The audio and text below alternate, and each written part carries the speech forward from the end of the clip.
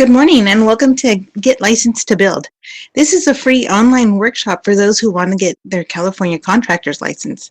Our goal this morning is to go through all of the parts of the license application and give you practical tips to help you complete it correctly, to give you every opportunity to demonstrate your experience and qualifications to get your California contractor's license. We will also help you get ready for your licensing exams and give you a link to a video that shows you exactly what you can expect on your test date. Today's webcast is being presented by the Contractors State License Board, the government agency responsible for regulating the California construction industry. My name is Anna Rodriguez. I'm an enforcement supervisor. Joining us today is Licensing Manager Fote Garagoslo from the CSLB Licensing Division. Good morning.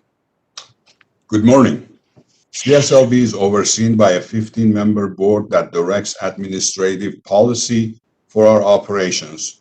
Our board is made up of 10 public members, including one labor representative, one local building official, and one representative of a statewide senior citizen organization, and 5 contractors.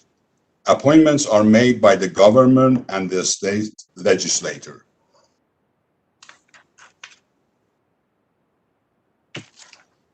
Please note that CSLB test centers reopened this past Monday. They have been closed since December due to COVID-19. Applicants will have to take safety precautions on test day. That includes wearing a mask and more. We'll go into those details a little later. If you are watching right now on either YouTube Live or Facebook Live and want to participate, you'll need to join us using WebEx. There's a banner with a link at the top of our homepage, www.cslb.ca.gov. That is also where you can download the presentation to follow along. The presentation file includes clickable bonus links that appear on slides throughout the workshop.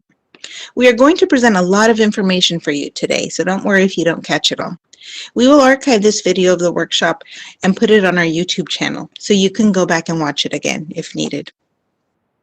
To ask a question, we ask that you use the Q&A feature on the bottom right of your screen. Make sure you send your questions to all panelists. So you want to use Q&A, all panelists, to make sure that we see your question. Finally, we tend to get a lot of questions during these workshops on how to document your work experience and also what credit you can get for your education or military experience. Those questions are fine, but we would ask that you wait to send us those questions until after you see that part of the workshop. We will go through your questions at the end of our presentation, which should take about 45 minutes. The information obtained during this webcast is not, nor is intended to be legal advice. While this webcast contains general information, including legal guidelines for contractor license applications, it does not contain definitive statements of the law and may not reflect the most current legal developments in the construction industry. Such guidelines communicated or discussed during the webcast are for informational purposes only. If you have questions about the application of the law for specific situations, you should contact an attorney who is familiar with California construction law or review the 2021 edition of the CSLB publication, California Contractors License Law and Reference Book. You can download it for free on CSLB website or purchase directly from the publisher, LexisNexis. There are links for both at the bottom of the screen. So here's a list of what we're going to be covering today. We will take you through the process for applying for your California contractor's license. First, who needs a license? Then, why get a contractor's license? The minimum qualifications you'll need to get a license and what credits you might qualify for. We're also going to talk about the types of business entities, the different CSLB license classifications, and we're going to spend a lot of time giving you tips on how to fill out your application, including how to demonstrate your work experience to meet the minimum qualifications. We're going to talk about fingerprint requirements for a criminal background check, and we will also help you get ready for the exam or exams you'll need to pass in order to get your license. Finally, the other things you'll need to have in order to in place before you get your license. Things like a bond and insurance. First, today we will take a look at who needs a license. Here in California, a state contractor's license is needed for all construction projects priced at $500 or more. That total includes both labor and materials. The law doesn't let you break down a project into $499 pieces. It's the entire project. Also, you can't change an hourly rate. You can't charge an hourly rate to get around the $500 threshold. If the hourly cost times the number of hours for the job totals $500 or more, you need a contractor's license. So what is the definition of a contractor? The definition comes from the state's Business and Professions Code. In this case, it's section 7026.1. You've got a link to that code at the top of the page if you download the presentation. I will read the entire code, but pay a special attention to part we underlined.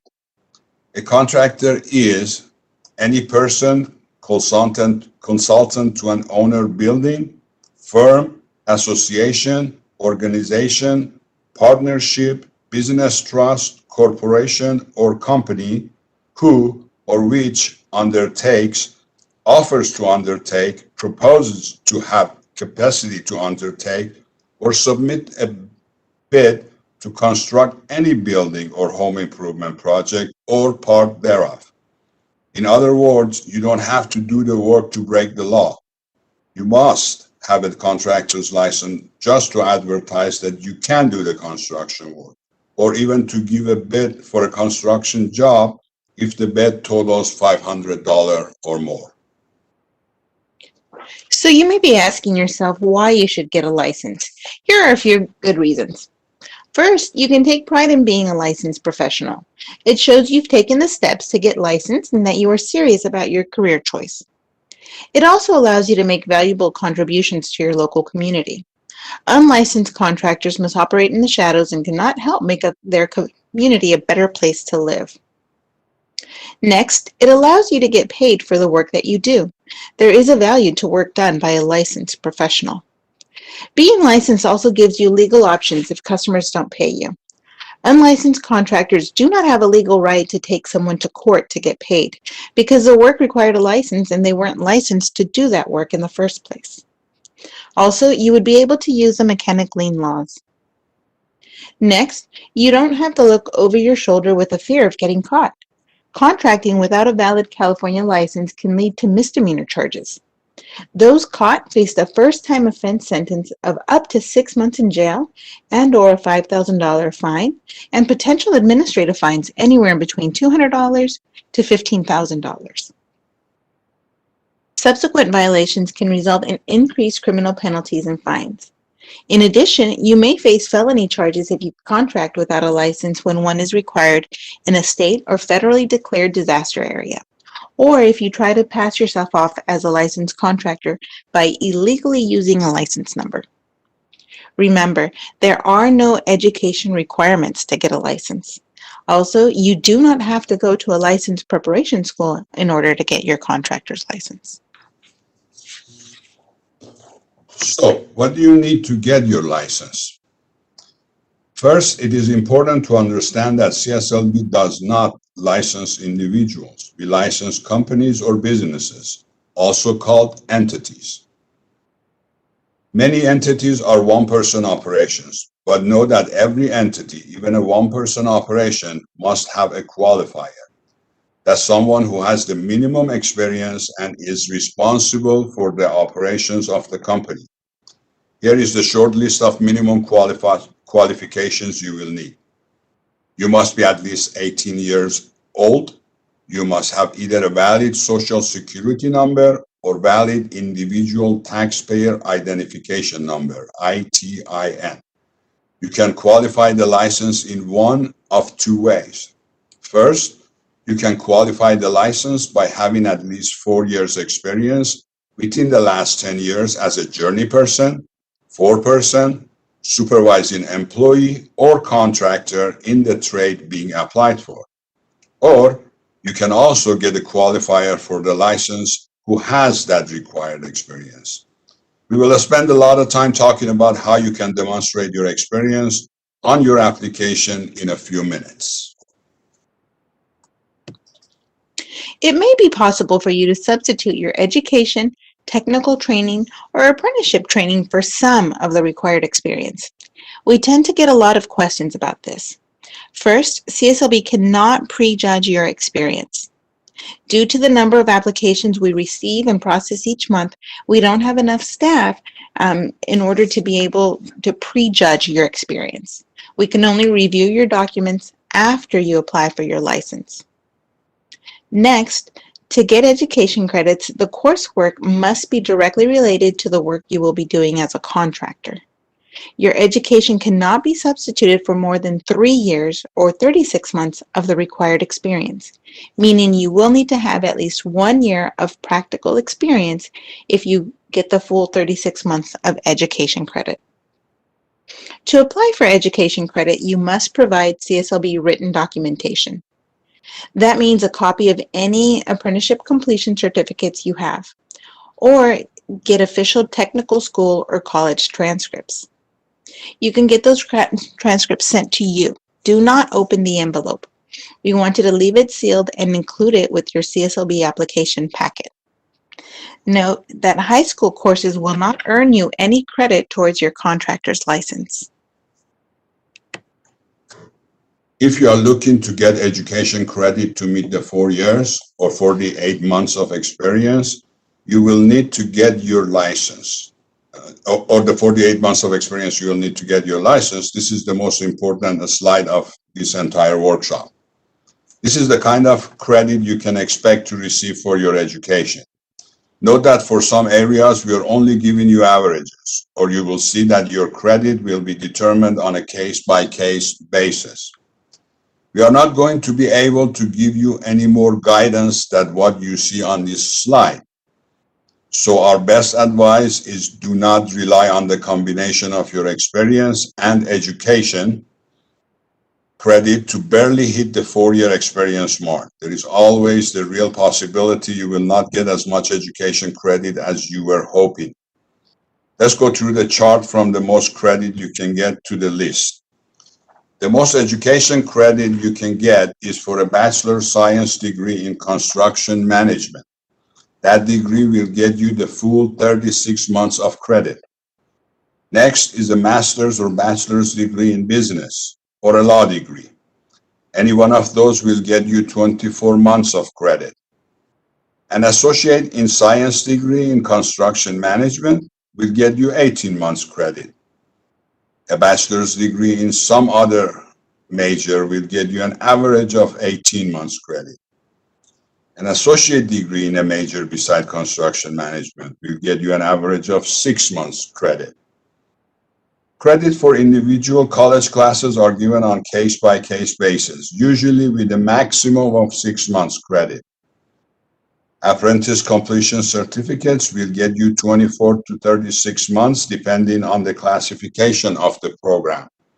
For example, a sheet metal worker's apprenticeship gets you 24 months credit for the C20 HVAC and C43 sheet metal classifications only.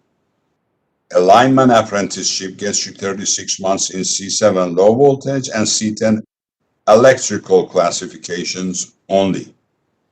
If you have transcripts for other technical training you have taken, you might be able to get some minimal credit as well. Again, don't use your education credits to try and squeak by the 4-year or 48 months requirement. If you served in the military, some of the service might count as well. On the bottom of the page, you'll see a bonus link to our CSLB Military Application Assistance Program, where you can learn more. The license qualifier also must pass 2 different exams, both taken on a computer at one of our CSLB test centers. One exam is on California business law. The other is in the specific trade covered by the license. We also have limited specialty licenses, which we will discuss later. Those licenses only require the qualifier to take the law and business exam. As we mentioned, the qualifier is the one who must take and pass the required exams or qualify for a waiver. We are not going to spend a lot of time on the waiver. only to note that you might be able to request a waiver from taking one or both of the exams if very specific situations occur. We recommend that you look at the CSLB website for more information on those specific situations. We have included a bonus link at the bottom of the page. The qualifier must also undergo the criminal background check. We will go more in depth on that in a few minutes as well. After the license is issued, the qualifier must be in a position to exercise direct supervision and control of the company's operations. They are also responsible for all workmanship issues. It is also important to note here that if you are trying to get a B, General Building Contractor license, and you hire subcontractors to work under you, you are responsible as a project's prime contractor for the work that they do. The next thing you are going to need to determine before applying for your license is which type of entity your business will be. There are four types. First is the sole ownership, where the owner or responsible managing employee may serve as the license qualifier. Just about 2/3 of the contracting businesses in California are sole ownerships. Second, a corporation, where either of the current officers designated as the responsible managing officer or the responsible managing employee may serve as qualifier. Just under 1/3 of our licensees are corporations. A distant third is a partnership, where either of the general partners or a responsible managing employee may serve as qualifier. That's 2% of our licenses. Finally, a limited liability company or LLC, where a responsible managing member, responsible managing manager, responsible managing officer, or responsible managing employee may serve as qualifier. About 1.5% of California construction companies are LLCs.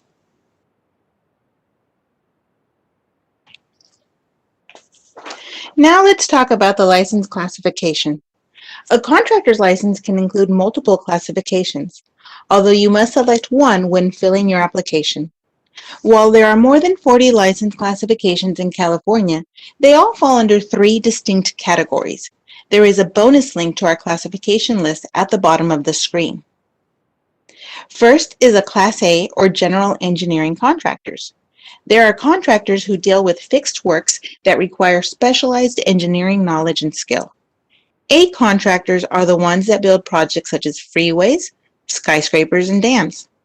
Today, there are just over 19,000 A contractors in the state. Next is Class B, or General Building Contractors.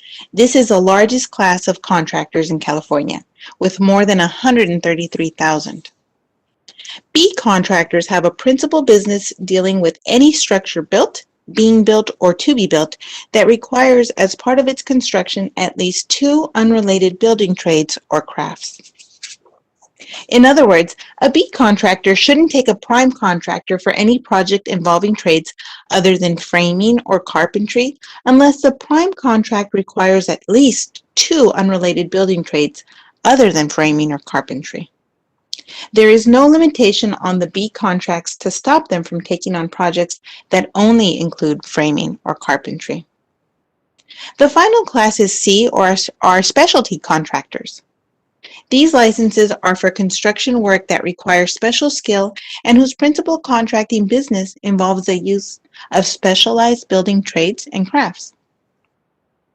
Examples from this class include the C10 electrical contractors, C20 HVAC contractors, C27 landscaping contractors, C33 plumbing contractors, C39 roofing contractors, C46 solar contractors, and C53 swimming pool contractors, just to name a few. There are also 30 limited specialty classes under the C61 classification. These include the C61 D49 Tree Service Limited class. More than 209,000 contractors hold a C license in California. Here are the 2 forms you will need. On the left is the license application. On the right is the certification of work experience. You can get these forms on the CSLB website. There is your bonus link on the left side of the page, so be sure to download this presentation. We will give you a closer look at the different sections of these forms a little later. Okay. Now let's break down the steps of the application process. First, identify who will be the qualifier for your license. That person will be responsible for exercising direct supervision and control of the company. If you are using an RME or responsible managing employee as your qualifier, determine if he or she can qualify for an exam waiver.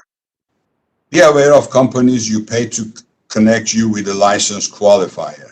In some cases, these qualifiers are on a different part of the state and cannot exercise the direct supervision needed, or they are unwilling or maybe even don't understand their role as a qualifier. Next, make sure you complete the correct application. There are two options. One, application for original contractor license, or application for original contractor license examination waiver, 7065. We've got links to both at the bottom of the page.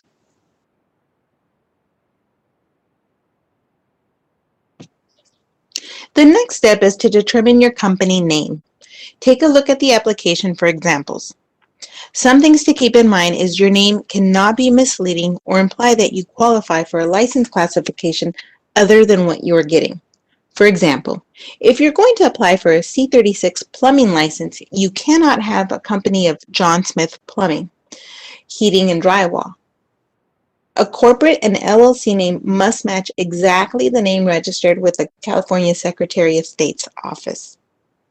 The name of everyone on your Secretary of State registration must be listed on your CSLB application. You can also use what is called the DBA, which stands for Doing Business As. The main things to remember here is that the DBA name cannot be misleading as well, and you must use that name in all advertising and on your contracts. Next, you'll want to get together certifications to support your work experience. You should do this even if you apply for an exam waiver. Feel free to use multiple pages if necessary. Next, be sure to note if you are a military veteran. Some of your military service may be used to meet your 4 years of experience qualifications. Also, your application may be expedited through our Military Application Assistance Program. We've mentioned that a few minutes ago. There is a bonus link at the bottom of this screen for more information on that program. To participate, you must have had an honorable discharge, and be sure to include a copy of your military DD-214 paperwork showing your honorable discharge with your application. The next couple of items are basic but important. You want to make sure you proofread for any missing information. Make sure you have provided an answer to all necessary fields. Second, don't forget to sign and date your application. Finally, determine if you need a special accommodation to take your exam. If so, complete a request form and submit with your application. We'll talk about the use of a translator a little bit later. Next is a closer look at our fingerprint requirements, which are used for criminal background check. This is a list of those who must submit a full set of fingerprints to CSLB, depending on the type of business entity. All applicants, each corporate officer, each partner, each owner, the responsible managing employee, all home improvement salespersons. If you are in California, you must submit fingerprints electronically with what's called live scan. You can get an updated list of live scan locations around California broken down by county on the Attorney General's website. We have got a link here, or you can simply go to Attorney General's website and search for live scan. You will also see we have a bonus link at the bottom of the screen to the fingerprint information page on our CSLB website. If you are out of a state, it's going to be tough for you to get us your fingerprints. That's because you must submit hard copies of them the old-fashioned way. Those take anywhere between 3 and 6 months for the FBI and Department of Justice to process. When things settle down with COVID-19, you might want to consider traveling to California to get your electronic live scan done here.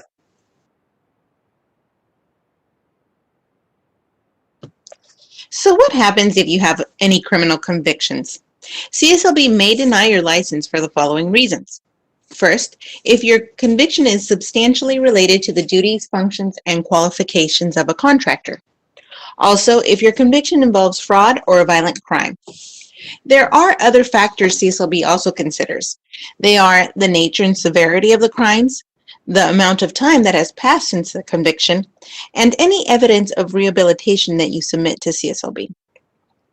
CSLB evaluates felony criminal convictions within 7 years of the application date. So for applications filed this year, we would look back to 2014. For misdemeanor convictions, we would look back for 3 years of the application date to 2018. That's unless the convictions are for violent felony, certain sexual crimes, or financial crimes related to construction. CSLB denies only 1% of the total applications we receive based on criminal convictions. You'll also note the bonus link to our fingerprint information page at the bottom of the page. Okay. Along with the education credits we talked about earlier, this next section is probably the most important of the entire workshop and the part of the application that causes the most headaches for applicants. It is how you demonstrate your work experience on your application. Remember, the license qualifier needs 4 years or 48 months of experience within the past 10 years in the classification for which you are applying. That means at least 4 years of experience since 2011. The experience must be at no less than a journeyman level or as a foreman, supervising employee, contractor, or owner builder. A journeyman is defined as an experienced worker who is fully qualified as opposed to a trainee and can perform trade without supervision, or one who has completed an apprenticeship program.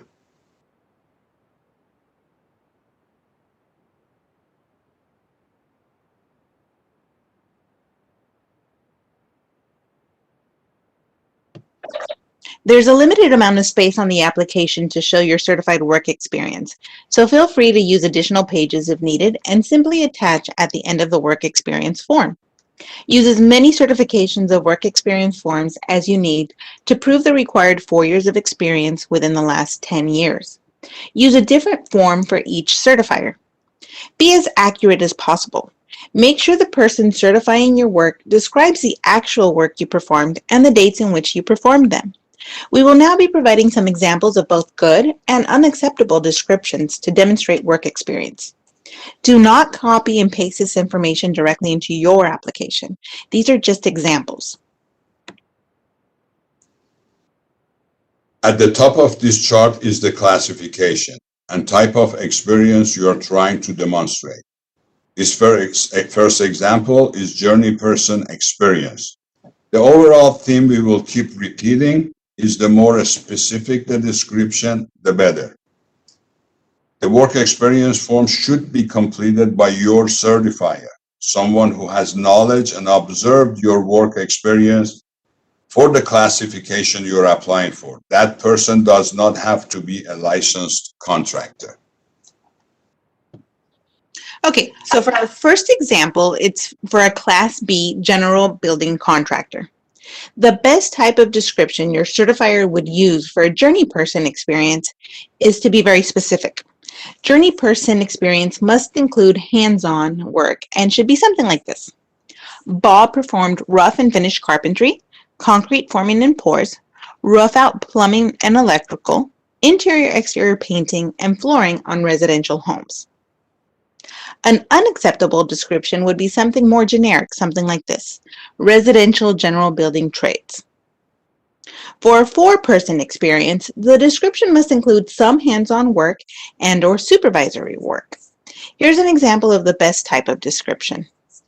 Bob oversaw other staff at job site performing rough and finish carpentry, concrete forming and pours, rough out plumbing and electrical, interior-exterior painting, and flooring on residential homes. Something unacceptable description would be something like this: residential general building trades. For supervising employee experience, the description should include an explanation of how you gained the supervisor level. An example here is, as a construction lead on multiple projects, Bob supervised rough and finish carpentry, concrete forming and pours, rough out plumbing and electrical, interior-exterior painting, and flooring on residential homes. Something unacceptable would be something like this: residential general building trades. So as you can see, we want detailed information. For out-of-state contractor experience, the description must include examples of work done that were out of state, military, on federal land, or work for a government entity. Applicants can qualify as a journey person, a foreperson, or a supervising employee. One tip: be specific about your duties and your employment circumstances. Our next example that we're going to use is going to be for the C27 landscaping contractor. First, for the experience of a journeyman level. The best type of description your certifier would use would be here. Jane performed landscape construction, maintenance and installation of sprinklers, ground plants, low voltage lighting, ornamental yard art, concrete mow strips, and pathways, and tree pruning. An unacceptable explanation would be something like this: gardening, yard maintenance, planting. For a C27 landscaping contractor, the best work experience description for a foreperson would be something like this: Jane oversaw other staff at the job site performing landscape construction, maintenance and installation of sprinklers, ground plants, low voltage lighting, ornamental yard art, concrete mow strips and pathways, and tree pruning. Something unacceptable would be something like this: gardening, yard maintenance, planting. For a C27 supervising employee, the description should include an explanation of how you arrived at the supervisor level. The best description would be, as a construction lead on multiple projects, Jane supervised landscape construction, maintenance and installation of sprinklers, ground plants, low voltage lighting, ornamental yard art, concrete mow strips and pathways, and tree pruning. Unacceptable here for the supervising employee would be something like this: gardening, yard maintenance, and planting. Finally, for our out-of-state contractors, the same guidance that we showed you for the general building contractor would apply. Be sure to include examples of your out-of-state work, as well as for the military or work done on federal land or for a government entity. Applicants can qualify as a journey person, a foreperson, or a supervising employee. Be sure to be specific when you describe your duties and employment circumstances. By law, CSLB must randomly review and verify all the information provided on at least 3% of the applicants that we receive. Our next 3 slides run down the acceptable documentation that you can use to support your work experience in the event that your application was selected and you were asked to provide additional documentation. The supporting documentation should not be mailed in with your application. Remember, you're only going to need to provide this information if it's requested by CSLB staff. On the lower right of the screen, you'll see a link to the publication on our website, along with additional information on experience documentation. If you look at the chart, you can see the first column is for documents you can use if you were employed by a licensed contractor. The second column is for documenting your experience if you've been self-employed.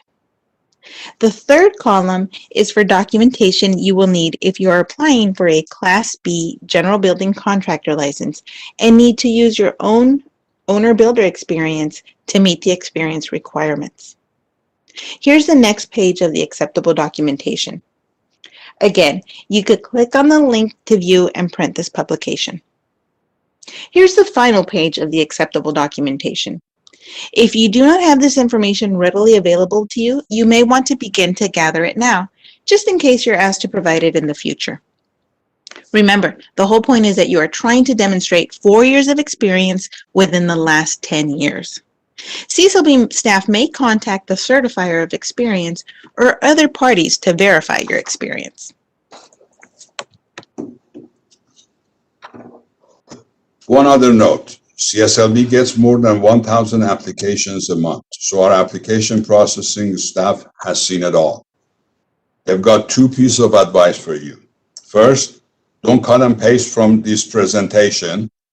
Also, don't try to get around having to take a trade test by applying for multiple subcategories under the C61 Limited Specialty classification. Okay, that is the content you will need to fill out your application. Before getting it to CSLB, double check to make sure you did not miss anything. Be sure to sign and date it as well. And don't forget to include the all-important $330 application fee. You will pay the $200 initial licensing fee after you pass your exam or exams. Then you put your application packet in the mail to CSLB, hand delivered to one of our public counters. We have got a bonus link at the bottom of the screen with our office locations. Okay, now that we've gone through the information that you'll need to include on your application, here's a closer look at the application itself so you can see where you're going to put that information. This is Section 1. Section 1 is where you're going to list your business name. Remember, when you select your business name, you have to make sure that your name that you've selected is compatible with both your classification and also the entity that you are applying for. We don't want it to be misleading.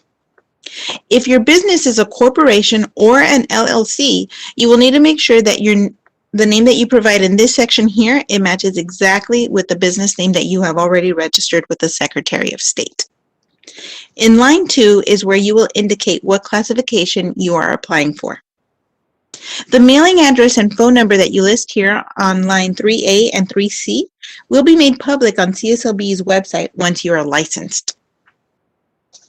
In Section 3, you will list the qualifier information. Remember, the qualifier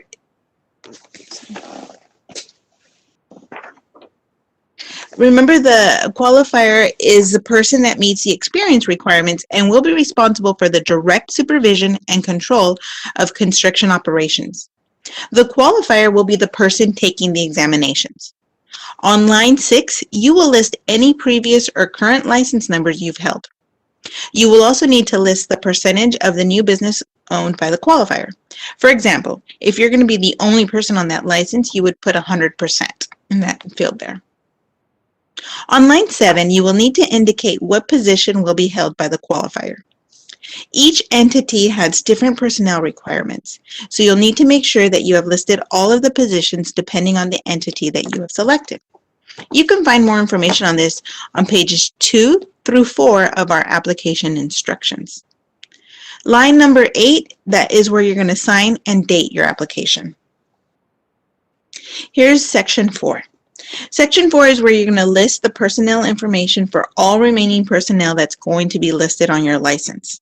For example, if you're applying for a corporation, you will need to indicate who will be the responsible managing officer or employee, the president, the secretary, and the treasurer. Again, more information can be found on page 4 of the application instructions. If you will have more than 4 people on your license, you can make additional copies of this page and include it with your application. For corporations and LLCs, you'll want to make sure that all personnel that are listed with the Secretary of State must be listed in this section here. All personnel that will be listed on the license must sign the application here in Section 4. Section 5 is just a series of yes or no questions, so we're not going to go through them here. But here's Section 6. You may be granted credit towards the 4-year experience requirement based on your education. Question number 17 asks if you have completed an educational or apprenticeship program. You will need to submit official sealed transcripts if you would like to be considered for this credit. If you attended formal training or an apprenticeship program, you will need to provide a certificate of completion.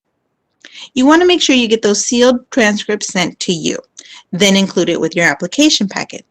Do not have the program send it directly to CSLB. You don't want to take a chance that we're not going to be able to match them up with the correct application. So have them mailed to you and you mail it in with your application. CSLB may grant you up to 3 years of credit based on your education. The credit is not on a year-to-year basis, meaning if you have a 2-year college degree, it doesn't mean that you will necessarily be granted 2 years of credit towards this experience requirement. You may qualify for this credit regardless of when you completed your education. The 10-year time frame does not apply to education. That's only for work experience, not education. You may also apply for this credit even if your education was received out of the country. If your degree is in any other language other than English, it must be translated. Now let's talk about the certification of work experience. Part 1 will be filled out by you, the applicant. Here you will list information for your employer where you gained the experience. If you were self-employed when you gained the experience, please make sure you mark that box in line number 2. If you are applying for a B, general construction license, and will be using experience obtained while working on your own property, make sure to mark the box in line number 4. Part 2 of the certification of work experience is filled out by your certifier, somebody of your choosing. In this section, the certifier must include the dates in which you obtained the experience. They must also select if you are working on a part-time or a full-time basis.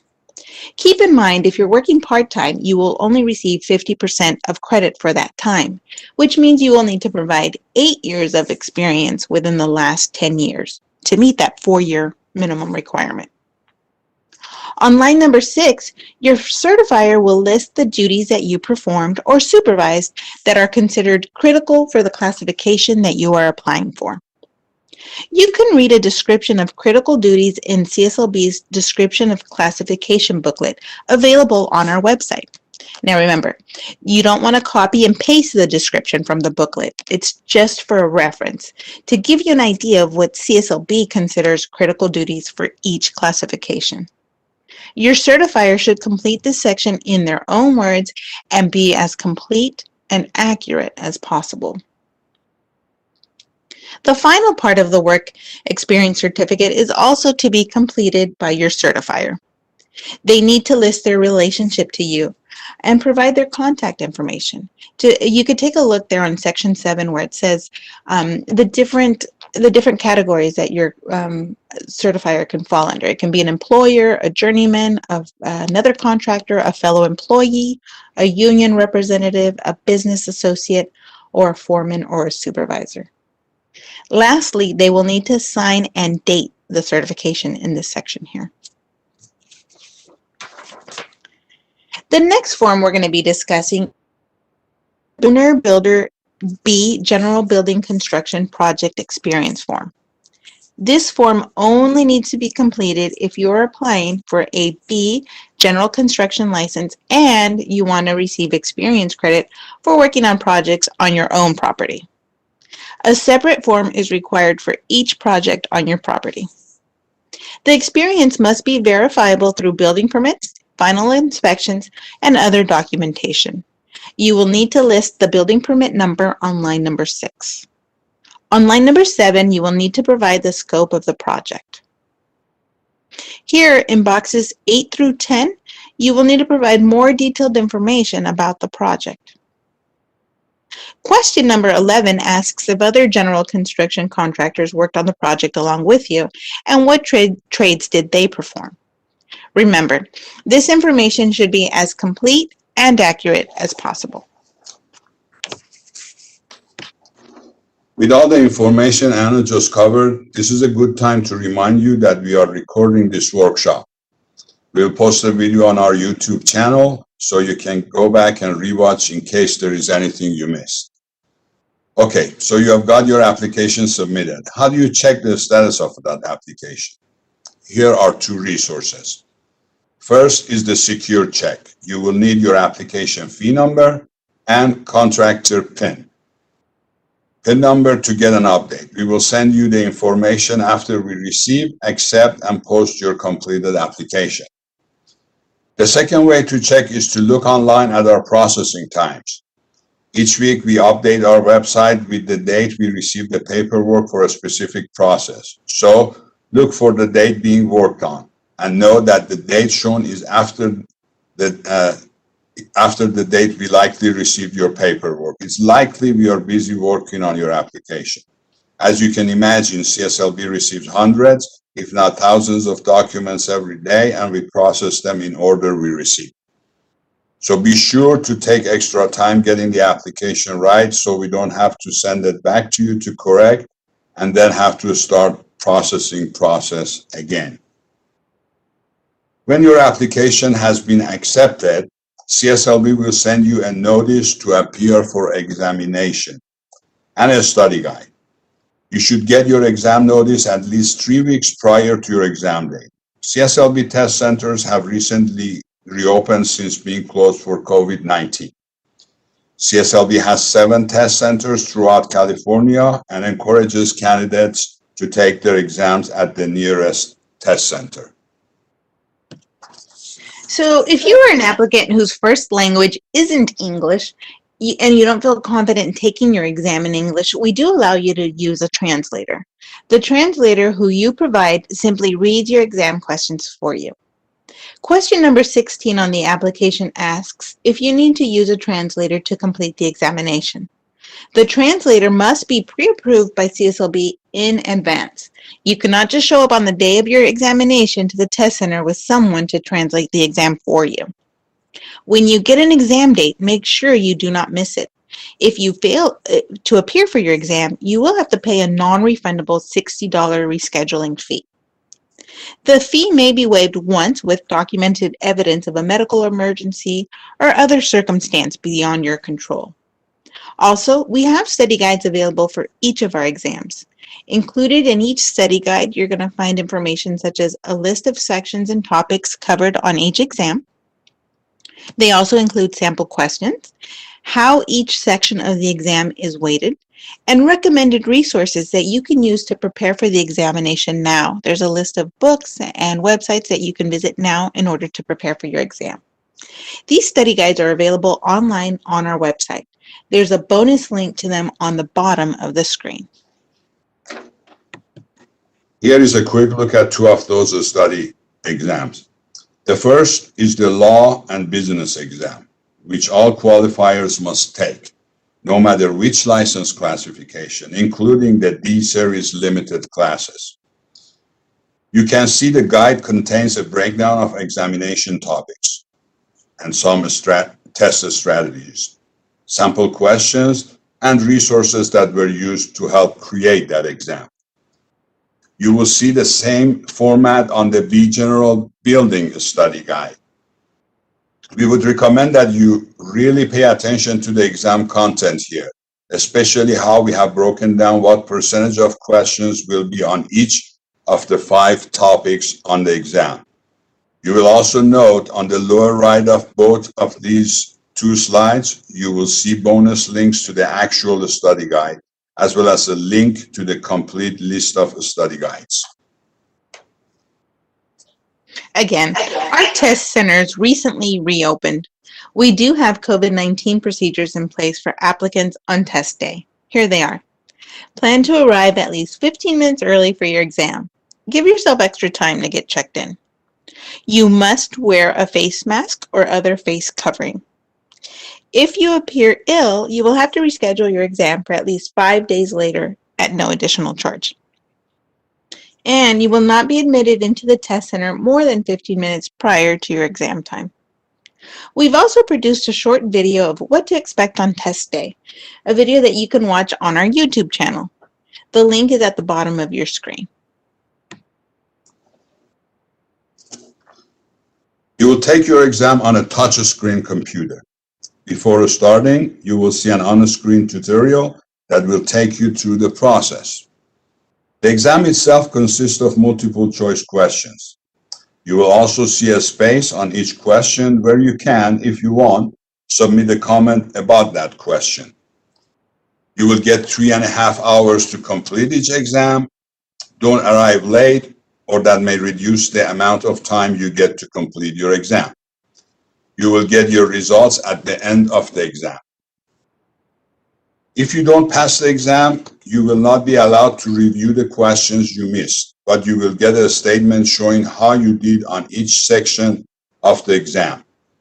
You can reschedule the exam as many times as you need to within the 18-month period, as long as you pay the non-refundable $60 rescheduling fee each time.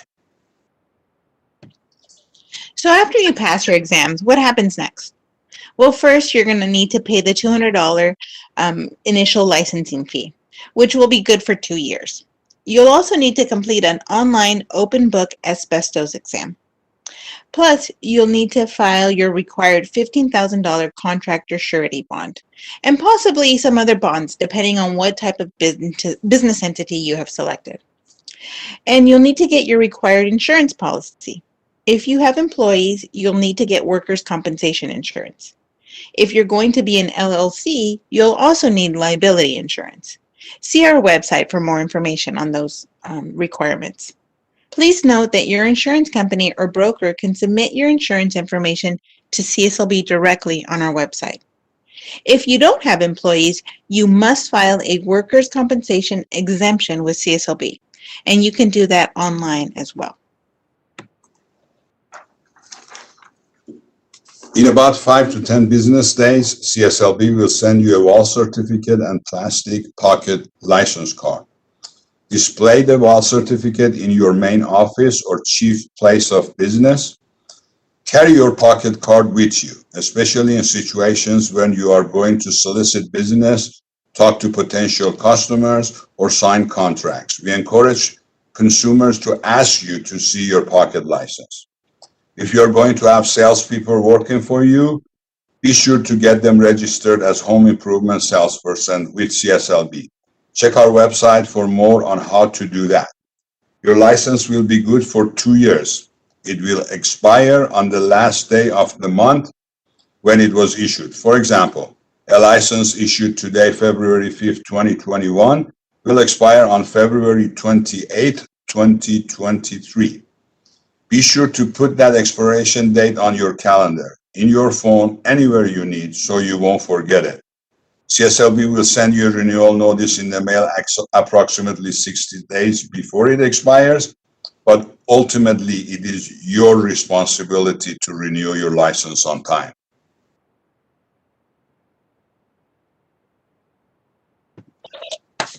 Here are a couple of other important deadlines to keep in mind. First, notify CSLB within 30 days if you move or change your business address. Your renewal notice will be sent to the address of record that we have on file. So if you're not there anymore, you're probably not going to receive it. Plus, the Postal Service will not forward state government mail. Finally, notify CSLB within 30 days of all changes to personnel on your license, especially when it involves a qualifier of the license. Once you get your license and get to work, you might want to hire someone as a salesperson to solicit, sell, negotiate home improvement contracts on your behalf outside of your place of business. These people are called home improvement salesperson, or HIS. Without an HIS, the official personnel of record on a license are the only ones that can solicit, sell, negotiate, or execute a contract. That includes individual contractors, licensed qualifiers, partners, corporation officers, and LLC responsible managing officers, members, managers, or employees. HIS can work for more than one contractor. The license must notify CSLB in writing when they either associate or disassociate a home improvement salesperson with their license. So there are a couple of exceptions to note. First are those who only schedule appointments for contractors or a registered HIS. And bona fide service and repair people. These are the folks you call out for repairs, including things like air conditioning, heating, and plumbing. But those service and repair people are limited to the work that was initially requested by the buyer or by the homeowner. For example, if your AC goes out and you call an HVAC company to come out, the service person does not have to be a registered salesperson, but If they go beyond the repair itself and then try to sell you a new HVAC system, then they would have to be a registered HIS. Also, don't employ an unregistered salesperson. This subjects you to administrative discipline, and the salesperson might get a citation or possibly even a criminal misdemeanor charge. We've got bonus links at the bottom of this page if you want to look at the actual code section of law. Okay, so that's our presentation. Now we're going to go ahead and take your, we're going to try to answer your questions. We have a lot of questions to get through, so we'll get to as many as we can, okay? First question is, what constitutes a supervising employee? So we did talk about that during our presentation, and you can go back and look at how you would document that, what exactly is a supervising employee, and how you can document that, okay? Can you use past experience of someone who will be hiring? Can you use, Fode, can you use the past experience of someone who you will be hiring? Well, if that person is going to be your qualifier, but you cannot use other person's experience for yourself to qualify. That's correct. And you would let us know who the qualifier is on your application. Yeah. Hello, I have a major in architecture in a foreign country. How can I start the process for validation? So we did cover that as well in our presentation.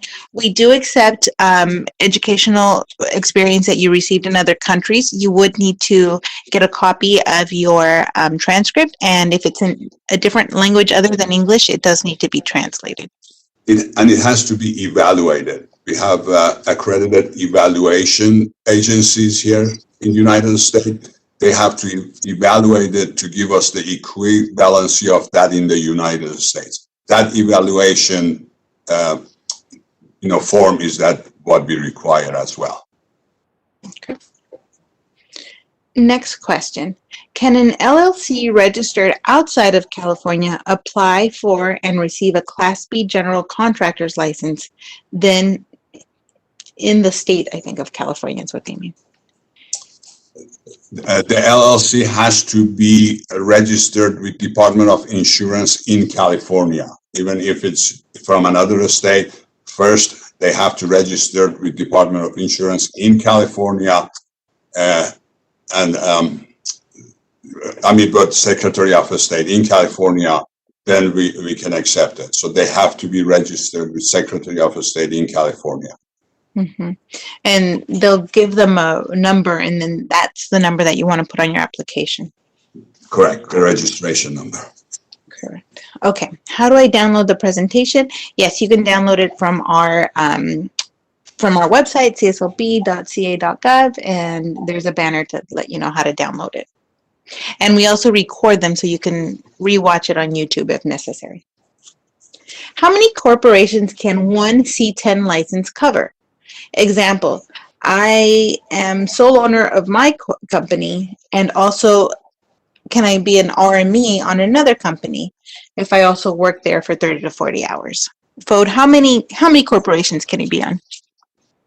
Well, if you're an RME, you cannot be on any other license. For example, if you have a sole owner license and you want to be RME, which owns 0% of whatever company that will qualify, you have to inactivate your sole owner license.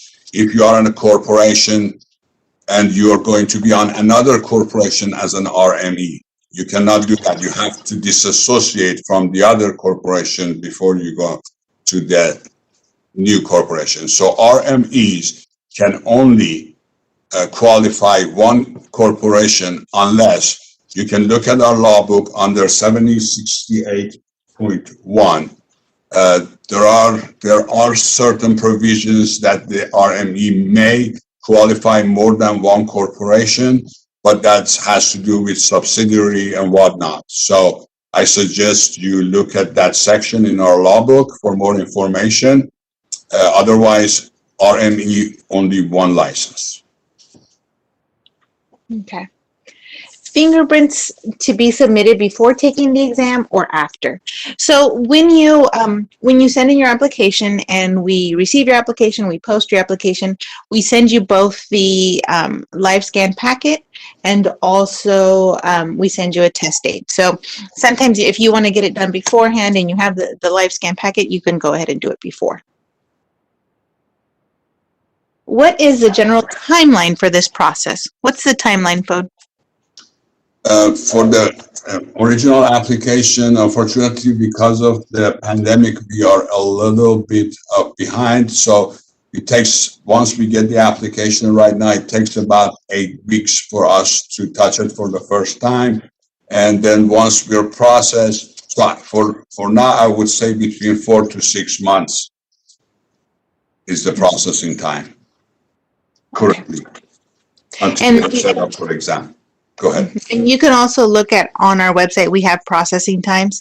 It will let you know what date we are working on, so you want to look at on our website for that. My husband has been working with my brother on projects for the past 5 years. However, they are gig jobs that has amazed him experience. How is that experience documented if it was not paid or through school? We do give experience for work that was done that wasn't paid or through a school. It does need to be documented. Somebody of your choosing would need to be able to fill out the certification of work experience. We mentioned at the bottom, there's different categories of who can be your certifier. You'll want to make sure that they are very detailed in the explanation of what duties you performed during that time.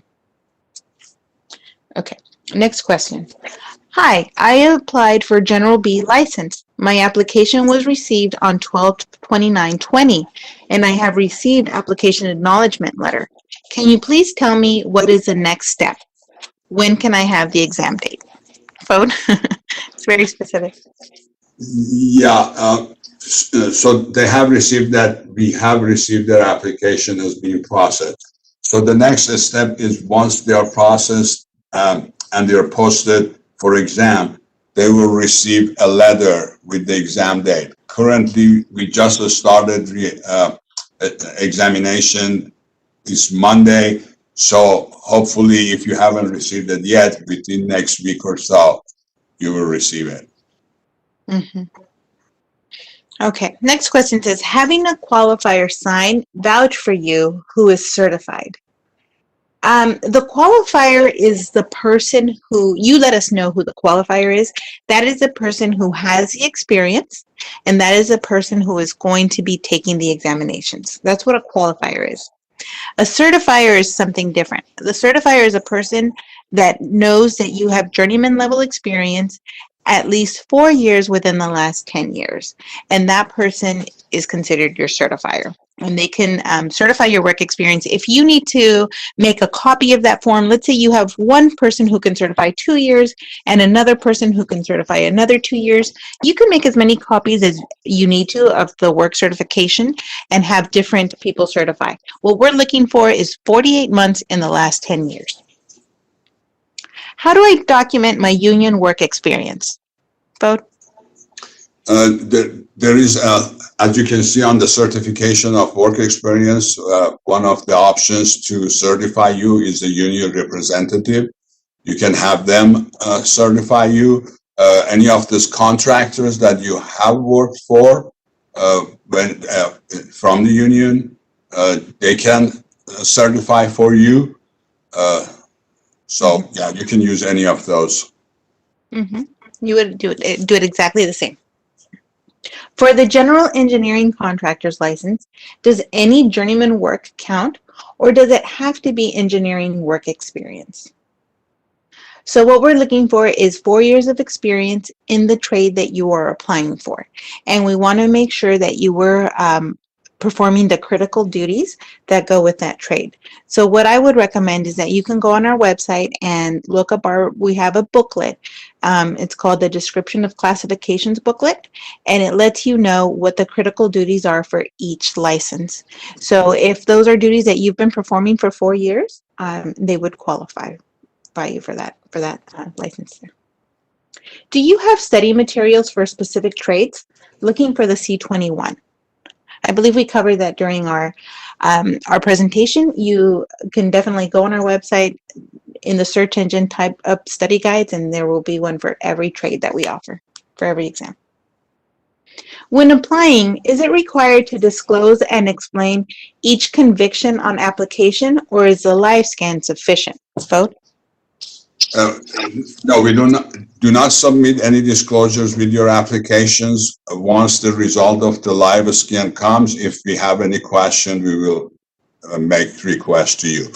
For live scan is sufficient at this time. Okay. Next question.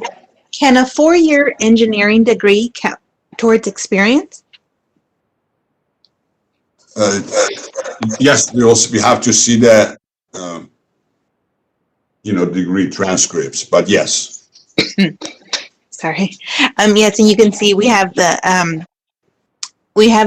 chart up. The most you would get would be 36 months, but we would have to wait and see the transcript. Once we have the transcript, we would be able to let you know. Hello, I have a question about using an RME for an LLC. Does the LLC apply for license, or does the RME? And does the LLC pay the application fee, or does the RME? So when you apply for the license, you're going to let us know if you want to apply as an LLC. There's different entities that we talked about. So yes, you can apply as an LLC. As far as who pays the application fee, you would have to determine that. That would have to be sent in with your application. Okay, so you would list that you are filing for an LLC, you're requesting an LLC license, and you would let us know who your RME is going to be, all in one process. Just to make sure, hold on just a second. Just to make sure, this is for C7 low voltage, correct? I'm not sure what your question is asking. The same process for any license. Any license, any classification goes through the same process. Where I worked before, the company was small. I was the foreman supervisor, but I also participated in the work. Does it matter if I apply under the journeyman, foreman, or supervisor title? Vote? No, we're looking at journeyman or higher. So if you're journeyman, fine, foreman, fine. So any of those is acceptable. Okay. I have overseas bachelor degree of industrial design. How many years credit will I get for work experience? And what documents do I need to submit? So we talked about that, how you need to get your transcripts. And if they're not in English, they have to be evaluated and translated. And then we can let you know. We can't let you know ahead of time how much credit you would get, but we will definitely take a look at it. You want them evaluated and translated. If you are currently employed by a C10 contractor, but you are a foreman supervising employee, do you need to provide a copy of the certified electrician card in addition to hours, or is that in lieu of education? Vote. No, the certified electrician, you cannot use that in lieu of education, but you can submit it. That would show us your eligibility for it, but you cannot use it for any portion of your experience. Could a California professional engineer license also help or be used toward experience? No. Okay. I've been having issues joining the presentation. Okay, I think we were able to get that. Regarding qualifier on page 44-45, can you confirm that is a person taking the exam? That is correct. The qualifier who you will indicate, you'll let us know who your qualifier is. That is the person with the 4 years experience and also the person who takes the examination. Is there a way we have access to this after? Yes, you are able to download this presentation. Again, we are recording it. You can watch it on our YouTube channel. Does education outside of the construction field provide any credit? No, I can't imagine. I mean, we do give some for the military folks who have done work, but I can't see of any example for this. No. And I'm thinking if they had a business, let's say they had a business degree, they would have to send in the transcripts. We wouldn't be able to answer that outright. We would have to look at your transcripts, see if there's any credit that we would be able to give you. Right, Floyd? That's correct. For business and law, yeah, I take that back. For business and law, you're correct. We will give you 2 years. And any other degree, please send it in. We will look at it. Some will get you. I thought this was about experience, but education, yeah, we can give you some. That we have you the list, and we have to see the transcript before we can tell you concrete how much we can give you. Just submit your transcript with a degree. Do you accept more than one form of experience? For example, I have a BA in Business Administration and an associate's degree in Construction Management. Can this be accepted to waive the 3 years of experience? So what we're looking for is 4 years within the last 10. The maximum you can get for all of your education combined is going to be 36 months. So you can submit your transcripts for both the BA and the associate's degree. But like I said, the maximum you're going to be able to get is 36 months. So we would need 1 year of practical experience. And we cannot combine it. So we give you the most. For example, if your bachelor degree gets the most, we will give you that. So we don't combine it, like give you 6 months for associate degree and 2 years for the bachelor degree. We give you whichever gets you the most. Okay. Percentage of new business owned by the qualifier. You stated that it should be 100% if you are the only person getting a license. I am 50% owner of the company, but the only one getting a license for the company to use. Should I not put 50% in this instance? Fode, it looks like only one person is going to be on the license. Should he put 50% owner or 100% owner? But the way I understand this is it's a corporation or LLC. Because sole owner is sole owner and it's 100%. But yeah, if you are the qualifier for that corporation or LLC, you can be any percentage, 10%, 20, 50%. It doesn't matter. Okay. To prove work experience, does one have to provide all documentation listed under, for example, employed by contractor? No, and remember, that documentation you're only going to submit if requested by a CSLB employee. So initially, all you need to do is have a certifier complete your work certificate experience. We will look at that, and if we need additional information from you, we will contact you and let you know. At that time, you can provide a combination of those forms that we accept of documentation, or if you have all of them, that's fine. But we will work with you at that point. But do not send them in with your application. Just a reminder. Can you explain again who can receive an exam waiver? In general, if you have held the classification or taken an exam for a classification in last 5 years, you will be waived the exam for that classification.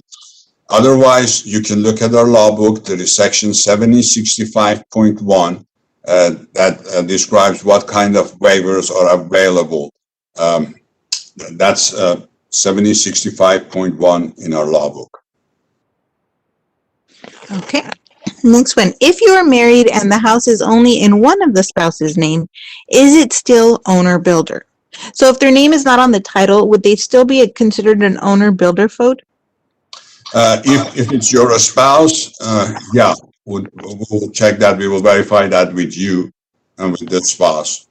But if it's for someone else, then that would be a self-employed experience, not the owner builder. Mm-hmm. Can owner builder experience be used for Class C license?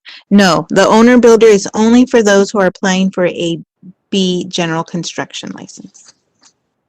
I am a partner to a company that needs a D12 license. I want to be able to take the exam and get the license. How do I do that? So if you will let us know who the qualifier is. You'll list yourself as a qualifier. If you're the one that's wanting to take the examination, you will be the qualifier and you will need to prove that you have the 4 years of experience within the last 10 years.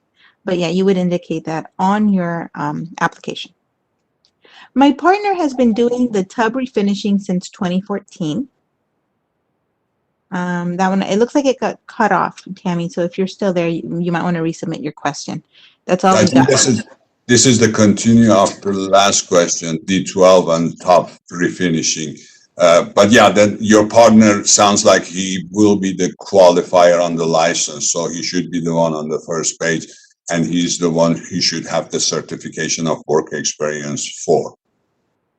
Got it. So if the partner is the one that's been the one doing the work, they have the experience. Unfortunately, that's going to be the person who has to take the examination. Whoever has the 4 years experience, that's who takes the examination. Good question. How many days does it take for CSLB to review an application after it is received? So we did talk about how we do have our processing times on our website. You can look to see what date we are working on now. As we mentioned, we are behind because of the COVID-19. We did have to shut down our test site, so it is a little bit slower, but you can verify that on our website. What is a general timeline for the process? Okay, we just answered that. What is the passing rate for the B license exam?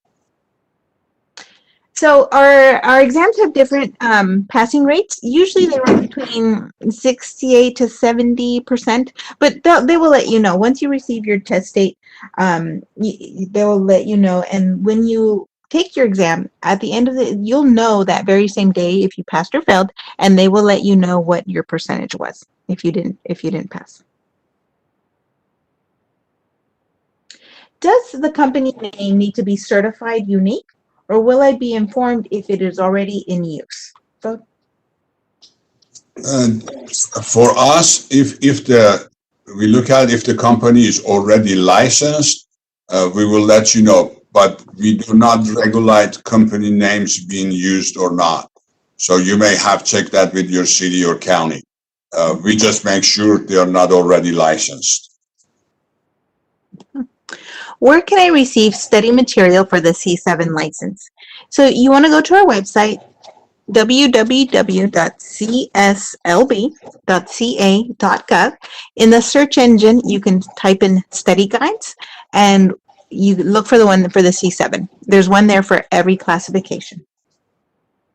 I haven't been able to find much info on the SB 1189.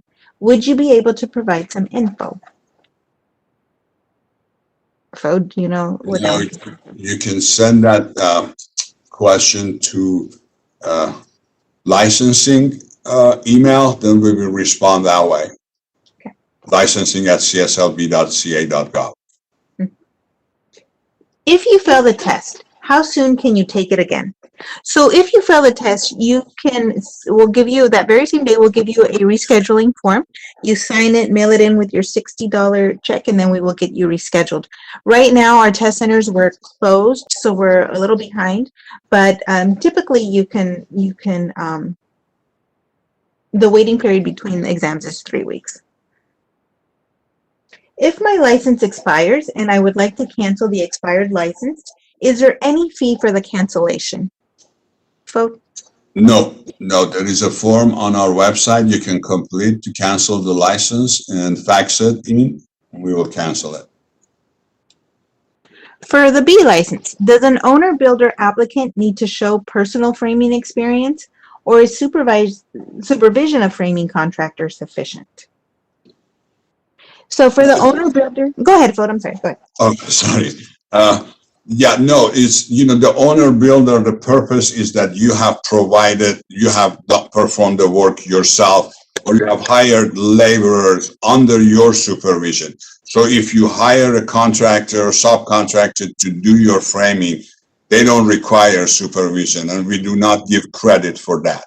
So whether you have to perform that or you have actually your own laborers and you supervise them to perform it. About how many years of educational experience credit might be granted to an applicant with a master's degree in architecture and is also a licensed architect. So again, we can't answer that question directly here, but if you submit your transcripts, when somebody is able to look at them, they will let you know how many months of credit you would be able to receive. I am stuck with the company name I apply with on my license. Can I change it or start a new company with the same contractor number? Vote. You can change the company name. Again, we have regulations, whether, the limitation for what kind of a name a sole ownership can have that. If it's a corporation LLC, we will look at the Secretary of State, so you can always add a DBA, like doing business as. So yes, there is option to change it. And you don't have to get a new contractor license. First, check with us to see if you can change your name based on regulations, then we go from there. Here's an example. I have a 4-year degree and I have foreman supervising experience totaling 3 years right now. Could I have a qualifier signed for me right now to get my C10? So unfortunately, without your transcripts in front of us, we wouldn't be able to tell you how much experience you'd be able to receive. But so it looks like you have 3 years hands-on, and then you would just need another year. So it is possible, but we would need to see your transcripts first. It's a 4-year business degree. So with a 4-year business degree, FODE, and 3 years of hands-on experience. Yeah, they get 2 years for the business degree, and that they would need 2 years of experience. So 3 years experience, that would be more than efficient. Okay. With civil engineering degree, do I need to take the written test despite my large construction experience? Yes. Even if you've been in the construction industry many years, you still would need to take the examination. If I'm going to test for a C60, do I need to also test for a C23 if I want to construct decorative metal sculptures? I would say yes, but for more details about what a classification do, I strongly recommend you send an email to Classifications, that's plural with the S, classifications at cslb.ca.gov. Our classification deputies will be happy to answer you the details. Mm-hmm. I have 10 years in HVAC trade in California, and I'm still confused where to start to get my license. So the same process would apply for the HVAC trade. If you have 10 years experience, it sounds like you would meet the minimum of 4 years. That's all we're needing. So you might want to watch the video, the recording on YouTube. It explains the process. It's the same exact process for HVAC. For the B classification, what percentage of the exam questions has to be correct to pass? So we don't have that information here, but basically it's a around 70%, but they will let you know once you get your testing information.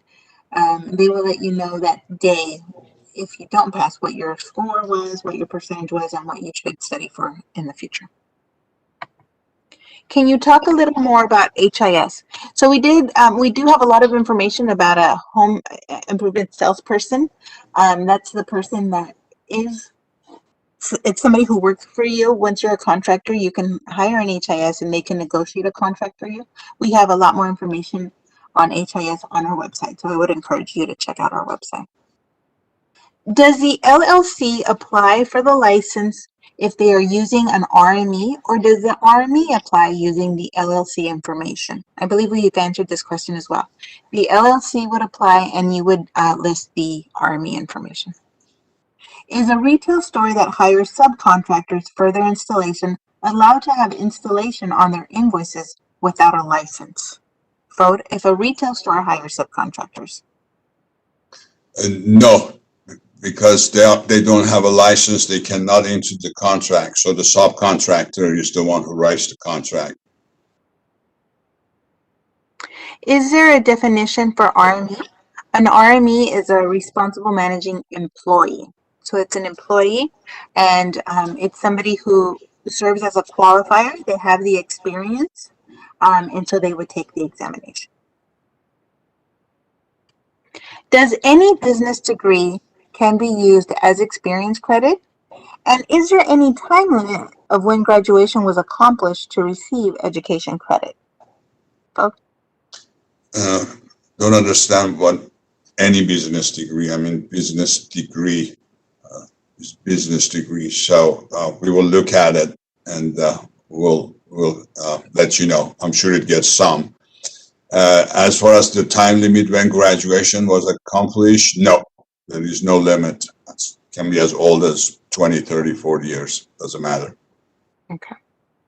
If I hold a business license from another state, do I need to provide any special documentation to count towards work experience? So we did talk about how we do look at experience gained in other states. What you would need to do is the same process, have the work certification form filled out by somebody who can certify that you have that work experience and is willing to provide their contact information in case we need to get a hold of them. Does a business need to be registered with the state before you apply for a contractor's license? The business, again, we don't regulate that. If it's a corporation or LLC, a partnership, yes, you have to be registered with Secretary of State. We will check that. For the sole owners, that's between you and the city. Mm-hmm. How many corporations can I run with one C10 license? So you can be on multiple corporations. One corporation will have one license number. But if you're asking if you can qualify more than one license, yes, you can qualify more than one license. I think that's what you're asking. Are there options to have a preliminary review and option of experience? If they wanted their transcripts to be looked at ahead of time, vote, is that an option? Options to have him. No, unfortunately, we will look at it only once we get an application with the fee. We don't have the bandwidth to do a preliminary review. Sorry. Mm-hmm. What would I apply for if I will be owner, worker, salesperson, etc., with no employee? So you get to choose the entity that you want to apply for. And I would encourage you to read our application comes with many informational pages, the instruction page, and it breaks down each entity for you. And I would encourage you to read that because each entity has its own qualifications and requirements. But if you are saying you're not going to have employees and it's just going to be you on the license, most likely you would want to apply maybe for a workers' comp. I'm sorry, for a sole ownership license. And in the future, if you wanted to have employees, you could have employees, not a problem. You would just have to get a workers' comp policy. I am 50% owner of a company. I want to get a B license and use that license for the company I am 50% owners of. If down the road I want to start another company, how can I use the same license for that new company? Fo, do you? Yeah. Again, see, the company is what gets the license. You will be on the license whether as the qualifier or which, again, depends on entity of it. So the company gets the license, and then the qualifier of that license who has the B can be on other licenses. So if you are a 50% of the owner of the company, if you don't have the experience yourself, you have to have another qualifier, and then that qualifier is actually the one who would hold that classification. So if you want to go and start another company, if you are not the qualifier, you will have to get another qualifier.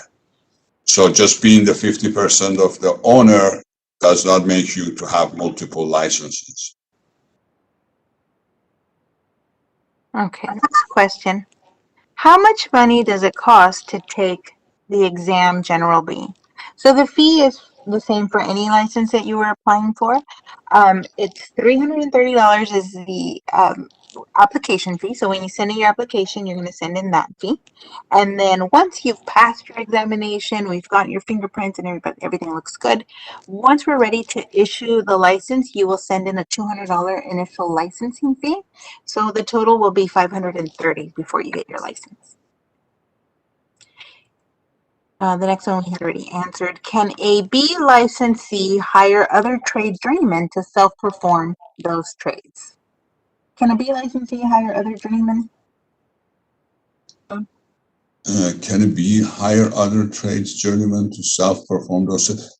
I don't understand if you have a B license and you hire employees, so they're working for you. So, and if they are not your employees, so they have to be subcontractors, so they have to be licensed. So I don't really, yeah. Yeah, so if you're saying can a B license a specific person to perform a trade? Yes. Let's say they were hired to construct a house, but they want somebody to do the painting.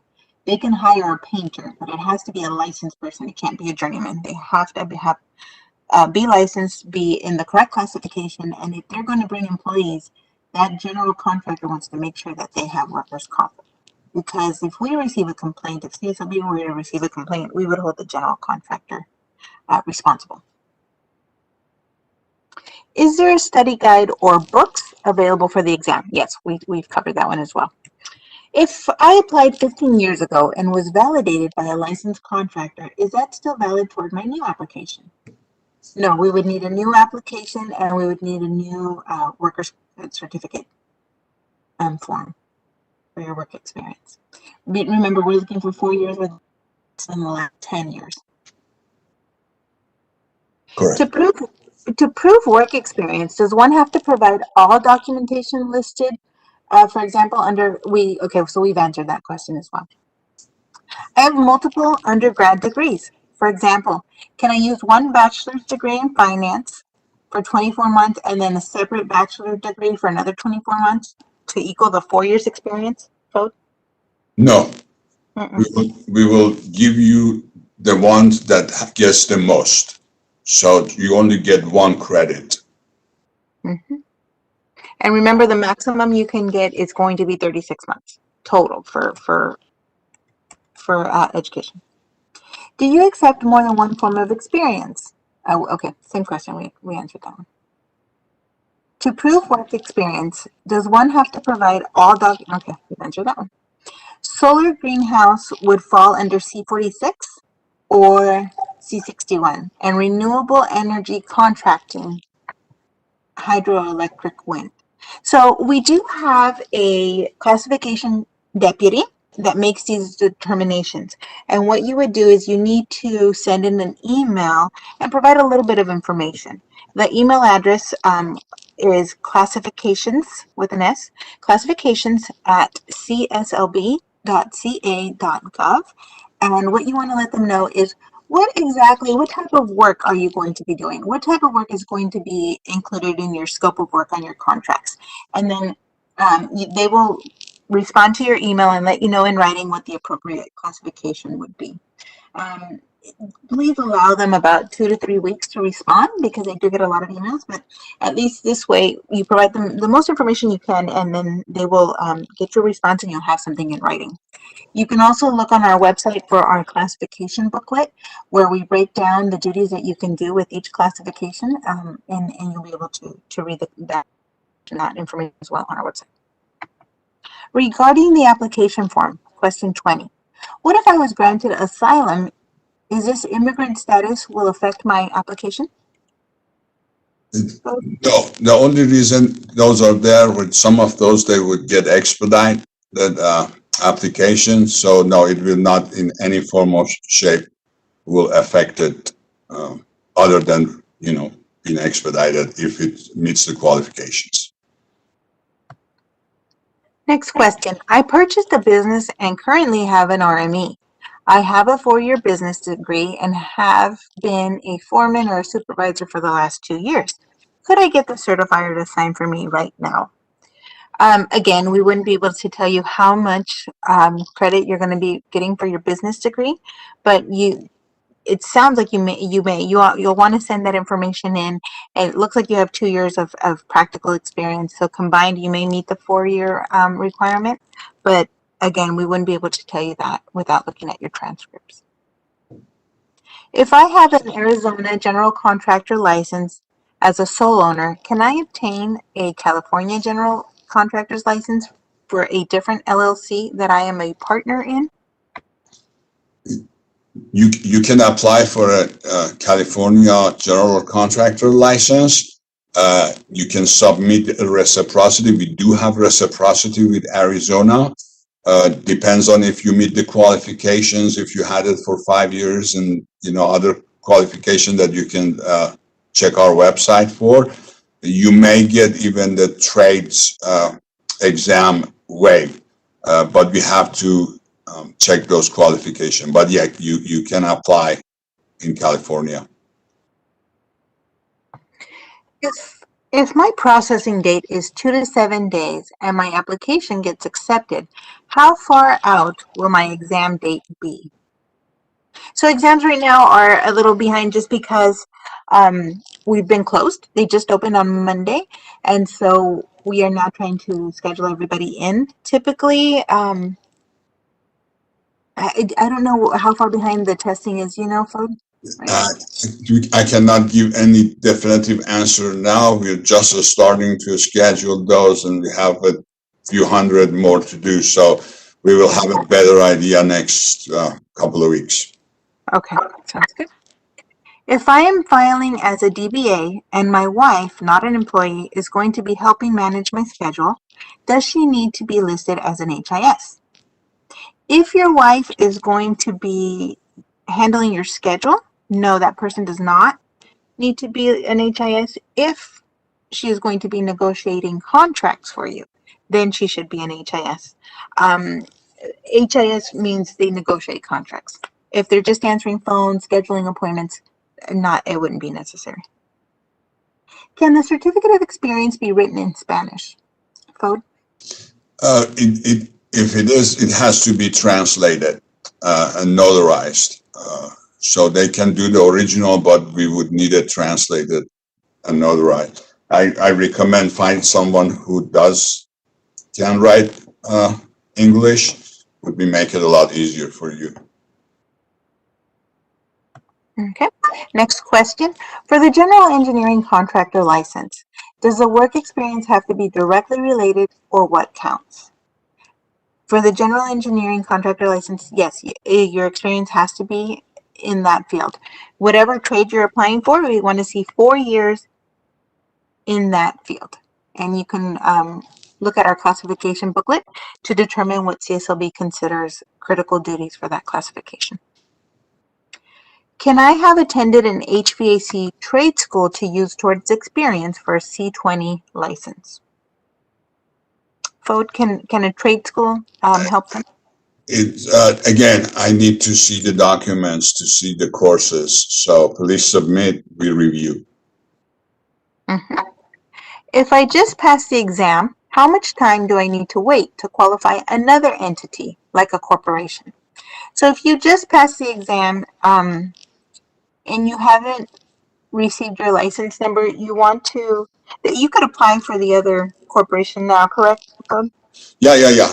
Once you pass the exam, you can apply for other corporation, other licenses. Mm-hmm. Yes. It would just be the same process. Regarding qualified experience, how can I make sure my experience qualifies before applying, or will the application process provide this info? Correct. You have to submit an application. We are not able to predetermine that information. That information would be provided once we have your application. Once we see your transcripts, then we will work with you. You're going to have a technician assigned to your application, and they will work with you. If they need additional information, they will give you time to gather your documentation. Can owner-builder experience be used for a Class C? No, only for the B. If we have a copy of a college diploma, do we still need the transcript? Yes, we still need the transcript. For a D12 license, can I use my experience doing administrative or legal forms for a contractor to be a qualifier? Fode, can they use administrative experience? No, unfortunately. I mean, you can put that on your certification of work experience, but what we really need is if you performed or supervised the work. So, no. I'm a certified welder since 2016. Is this enough to get a license? Fode, is that enough to get a license? Being certified itself is not. You have to show that you have to actually performing welding in 4 out of last 10 years. If I hold a builder's license from another state, do I need to provide any special documentation to count towards work experience? It would be the same experience. So if you have a license in another state, what you would do is apply and show the same documentation. We're looking for 4 years within the last 10. We do have reciprocity with some states. And so if you're licensed in those states, then you could show us your license, and you would still have to take an examination, but you would only take the business and law in California. But most likely, you will need to submit the same process, the same application to get your license. Where do you get books for applying for a certain license? So we did mention that we have study guides, and each study guide will tell you the name of the book. I do believe they also offer you a website where you can purchase the book, but of course, if you can find it at a local library, we would encourage that. But yes, the information would be on the study guides available on our website now. Who can I speak to get my questions answered, since they are not being addressed in this workshop?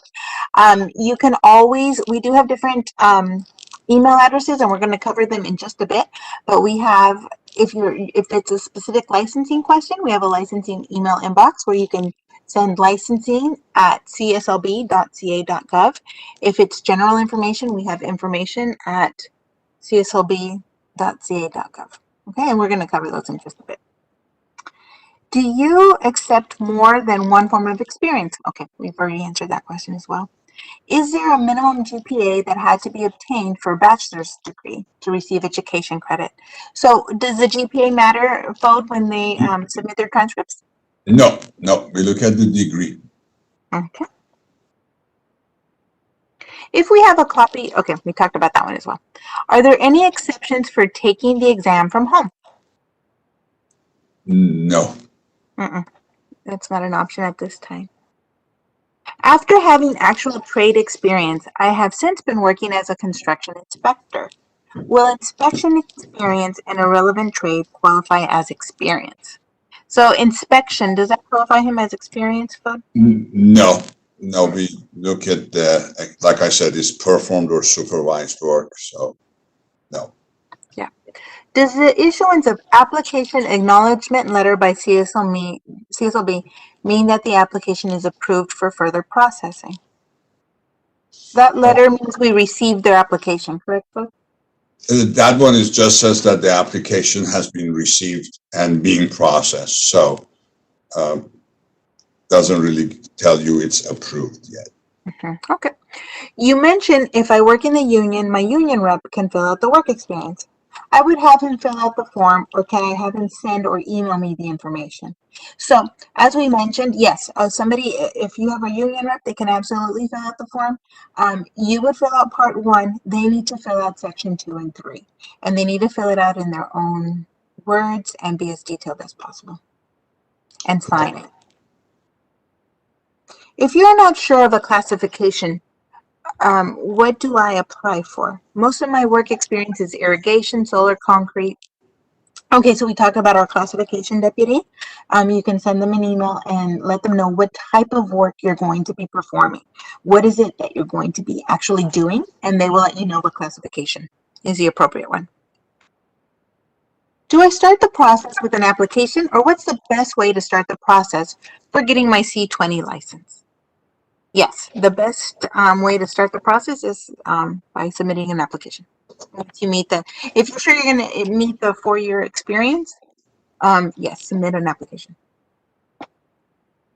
How is experience as an owner's representative who is supervising multiple trades and general contractors evaluated? So supervising an owner's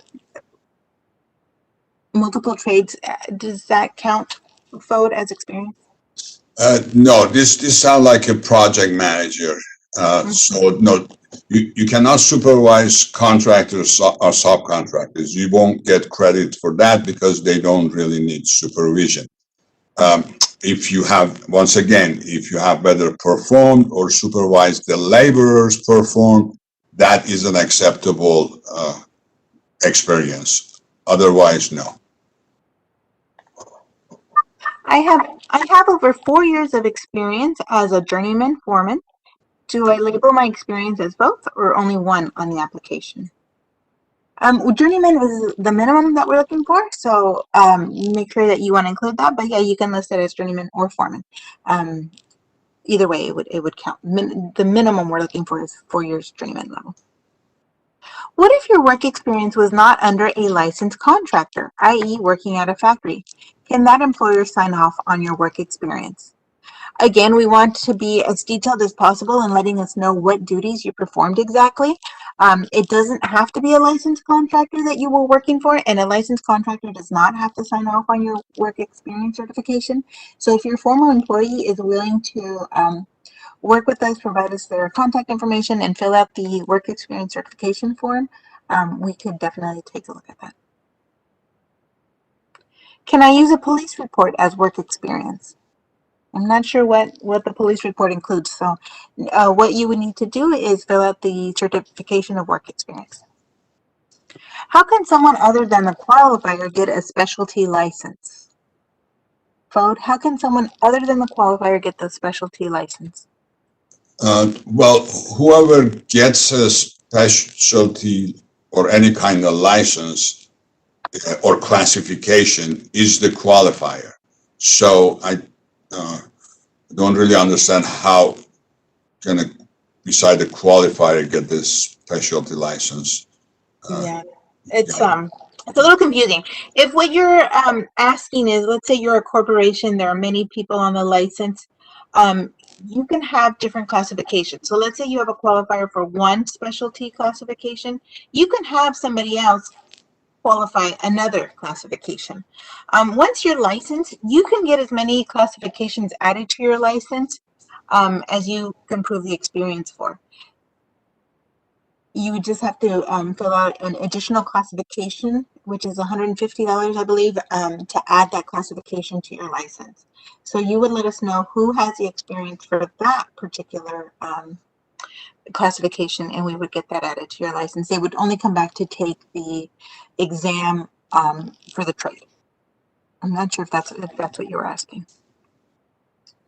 If our RMO already has his own license, can an LLC still apply for license and still name said person as the RMO RME for this LLC? Folks? So, okay, yeah, one person can qualify multiple entities as long as they hold at least 20% of share of each of those entities. So if this person becomes RME on another LLC, they have to disassociate from other LLCs or corporations unless they are RMO and own 20% of each entity. Next question. If I built a large grow operation for an illegal grow that was busted, can I use it as landscaping experience? You're going to have to look at our landscaping classification description and determine what we consider to be critical duties. If duties that you performed and somebody's willing to sign your certification saying that this is what you were qualified to do and you have 48 months of experience within the last 10 years, we would look at that. We're not going to ask you where the project was exactly, but you need to look at our classification booklet, determine if you meet those critical duties, if that was work that you were performing. If I hold a builder's license from another state, do I need to provide any special documentation to count towards experience? The certification of work experience, you need to complete that. And if you have a license Elsewhere, you just put that license number also as on your certification of work experience, and we verify it. But no, you can use the experience, no problem. Yeah. What is the journeyman description? So CSLB considers journeyman level when you are able to perform a job from beginning to end without supervision. So that's what we consider journeyman level experience. After having actual trade experience, I have since been working as a construction inspector. Okay, we already answered that one as well. The online study guides only have a few test questions. Are there any study guides we could purchase for specific trades? If so, where can we get them? No, the only information that we provide for you to prepare for examinations is what's included on those study guides. There are schools out there that say that they can help you prepare for examinations. We are not affiliated with any of those schools. We're not sure where they're getting their test questions from. Some people find them useful. Some people find them, very expensive. And not one of the questions they gave them was on our examination. Just so you know, we are constantly rotating the questions on our exam. So let's say you take an exam today. It might be that you come back in 3 weeks to take the exam again, and not one of the questions was on there. We changed the questions. We have a large question bank. So no, the only information that we provide for you to prepare for the examination is what's on the study guides. What about if I have the degree but not the transcripts from my university, which is overseas? No, unfortunately, we would need the transcript, not just your degree. The Arizona question we already answered. If I already held a California B license 10 years ago, reapplying, do I need to recertify? But if they already had a B license 10 years ago, No, you have to take the exam again, but you don't have to recertify. After having actual trade experience, okay, we talked about that. Is there a way to contact a representative?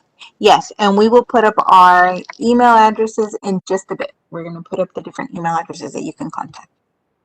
We also have our 800 number. Our 800 number, even though most of our staff is teleworking, there are people manning the 800 number. So you want to make sure if you have any questions, you can always reach us at.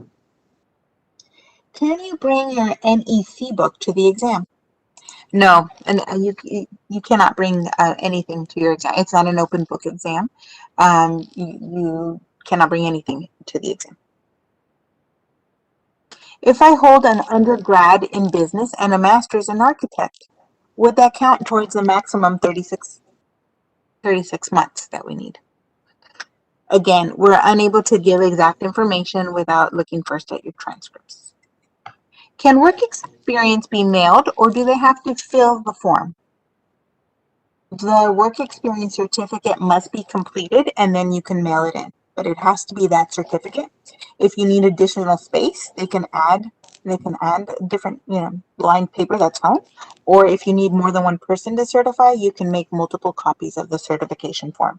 But it does have to be on that form. And if they're going to mail it, have them mail it to you, and you mail it in with your application. May I use unpermitted, unlicensed work if there is physical evidence? Code, can they use unpermitted, unlicensed work as experience? We have to see the document and the application. I cannot answer that. The application and your work experience, we will review, and if we need documentation, we will ask you. Okay. It currently says, need trade work described only. Is the application coming back to me, or is it an internal correction? It looks like maybe they're reading something online or a letter or something that says need trade work described only. I'm not sure. Is the application coming back to me? I believe most of the time, Code, right, if their application has been received and assigned to a technician will send them a letter letting them know what information they need. Is that correct? Correct. Mm-hmm. So they will let you know. They will let you know what additional information they need, and make sure you follow their timelines because they'll give you a certain number of dates to provide the additional information. Make sure you meet their deadline. Special accommodation form. How early do we need to submit before taking the exam? Do we need to show any proof? You'd want to get that right away. So as soon as you received your test date, you're going to want to go ahead and let them know right away. There's a number that you can call on the form, on your notice to appear. Let them know that you need special accommodations. Depending on what the special accommodation is, they may need to reschedule your exam. If it's like, for example, a translator, we would have to get that pre-approved. But you want to make sure that you get that in as soon as possible. And no, you don't need to submit proof. I was part of a corporation that closed in 2009. I am now looking to get my own contractor's license in the same classification. Do I need to disclose that information? All you need to disclose is 4 years of experience within the last 10. That's what we're looking for. So that will qualify you. If you have 4 years experience within the last 10, that's what we're looking for. There are some questions on the application that do ask if you have been listed on a license prior, and so you would want to answer those honestly. Anything else to add for today? No, that's it. Okay.